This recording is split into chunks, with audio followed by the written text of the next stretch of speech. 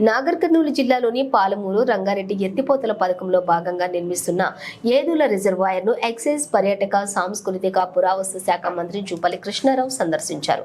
క్షేత్రస్థాయిలో పనులను పరిశీలించారు. పనుల పురోగతి, పంపుల పనితీరుపై అధికారులను అడిగి తెలుసుకున్నారు. పనులు సకాలంలో పూర్తయ్యేటట్లుగా చూడాలని అధికారులను ఆదేశించారు.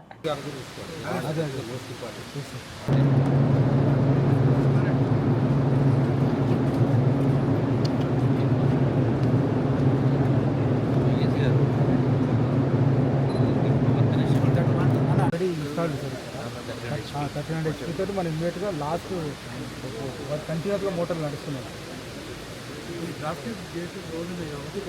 ప్రాబ్లం లేదు. BT course complete close. అదే